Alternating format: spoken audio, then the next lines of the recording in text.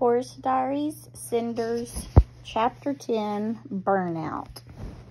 Early in the evening on the second day of the fire, Sully and Con and I came limping into the fire station with nothing on the hose cart but an empty reel. The thoroughbreds were already there, along with the rest of the boys. Without water to pump, there was nothing to do now but come back and rest while the fire burned itself out. I had to hand it to the boys. Tired and hurting though they were, they took care of us first. Except for the steady but distant roar of the wind and the fire, all was quiet. Nobody seemed to have much to say. In the middle of brushing down Daisy, Michael stopped suddenly and looked around.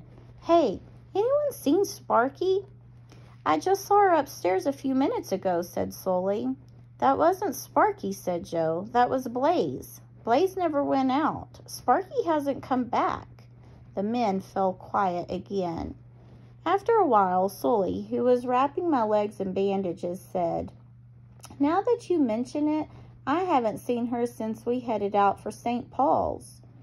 "Oh, she went missing well before that, she did," said Michael. He paused and then wiped the soot from his brow. "I guess maybe this time our girl didn't make it." Boys and horses drooped. "She was a fine fire dog, she was," said Michael. "There was no one like her," said Joe. "I'll always remember that fire dance of hers," said Michael. "Uncanny." "It's a good thing I had the little lion with me," said Sully. "For a volunteer fire dog, he did pretty well. He even taught Cinders to do a trick with the hose cart." All eyes turned to Con. The chow-chow was lying in the doorway with his hind end in the street as if unsure whether to come or go. "Come over here, chow-chow," Sully said. He poured some water from a thermos into a bowl. "Drink up." Con limped over and stuck his nose into the bowl. For a while, everyone watched him lap up the water. "You remember how he used to chase after us whenever we turned out for a fire?" Michael asked. "He was a right pest, he was." "I think he just wanted to go to a fire," said Sully. "Well, I guess he finally got his wish," said Jack. "Maybe we should adopt him, now that Sparky's gone," said Sully. "The horses don't seem to mind him now, do they?" "After what these ladies have been through in the last 24 hours, said Michael, "we could bring a real live fire-breathing dragon in here and they wouldn't bat an eye." When they put us away, Con came into my stall with me. I was so used to having him by my side, I could not have had it any other way. He curled up next to me on a bed of straw. "What's a strange-looking dog like you doing in a city like this?" I asked him. "Oh, so you need a bedtime story now, do you?" "I'm a little too keyed up to sleep," I confessed. "Me, I could sleep for a month," he said with a black-tongued yawn. "But here's your story. We chow dogs are one of the oldest breeds on earth. We hail from the far-off land of China. My mother sailed to America on a ship from China. Her master came here to build the Great Railroad. One night, he lost my mother in a game of cards to a butcher from Chicago. The butcher brought her here, and not long after that, she whelped me. Growing up across from a fire station, I dreamed of being a fire dog. Last night, my dream came true." "Too bad it was such a nightmare for Chicago," I said. I dropped my head into my hay and started to munch. After a while, I heard the little lion snoring, so I was asleep too. Soon, I was asleep too. Sometime in the night, I woke up to a gust of cool air blowing through the fire station. Moments later, big, wet drops of rain began hitting the street outside. Over the sound of falling rain, I thought I heard people cheering. Perhaps I hoped the rain had come to save us. As I drifted off again, one last thought went through my head. Was this the same rain falling on Sparky? And was she still alive to enjoy it? The next morning, a wagon came rolling past the fire station and came to a halt. We were all out of our stalls, being bathed in the water that had filled up the rain barrel during the night.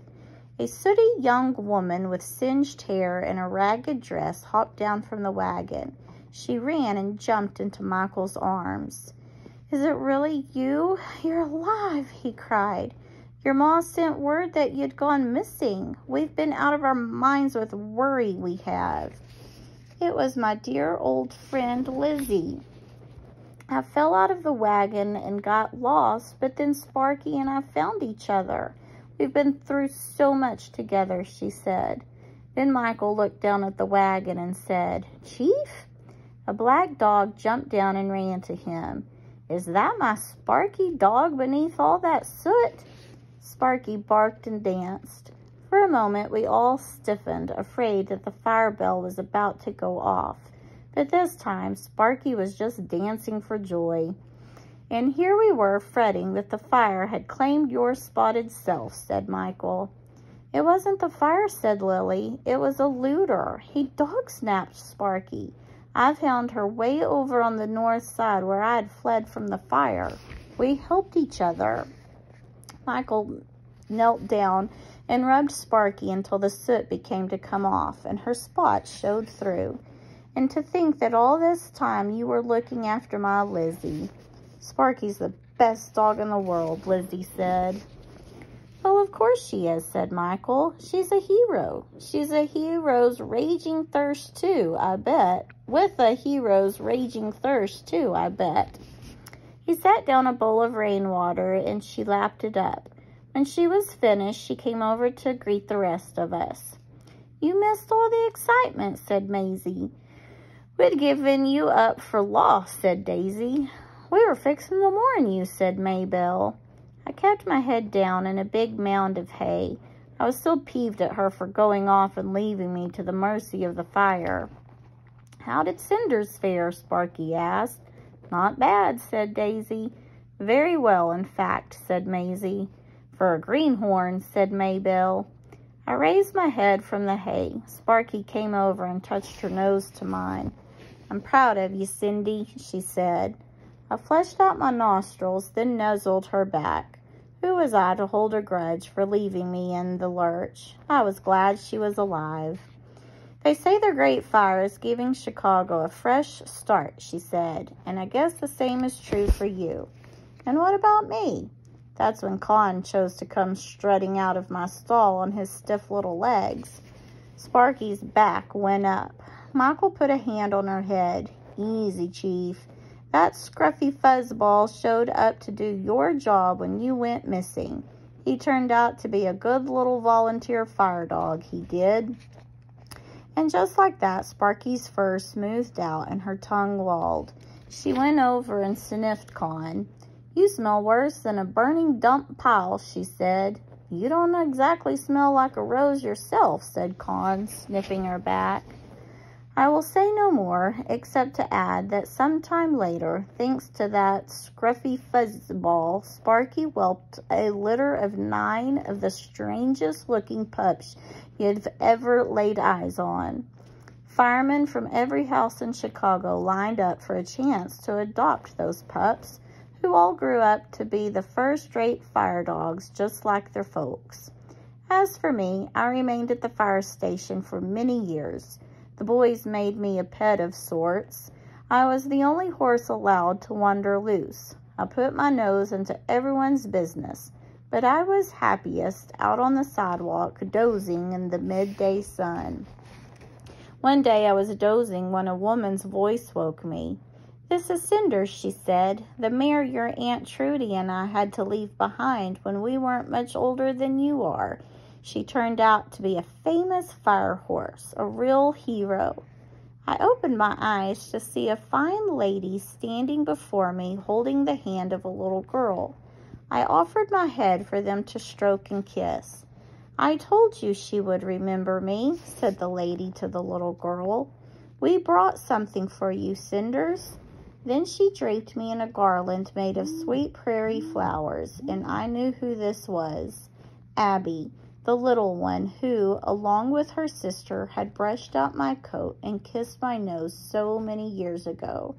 And for a brief, sweet time before they went away, I became her doll baby once more. Not long after that, I bade farewell to the boys of the Maxwell Street Fire Station. I went to live with Daisy and Maisie and Maybelle and Butch and so many others in the big paddock at Second Chance Farm. If you ever come looking for me, that's where you'll find me, eating grass and swatting the flies with my tail. Except for on Sundays, when Lizzie, all grown up now with little ones of her own, ring the bell. That's when our heads whip up. We rear and snort and shake our manes and take off together, galloping full tilt right up to the far end of the pasture. There we halt and line up along the fence, hooves planted, ears perked, for a few thrilling moments. We're young horses again, ready and rearing to risk our lives to serve the great city of Chicago.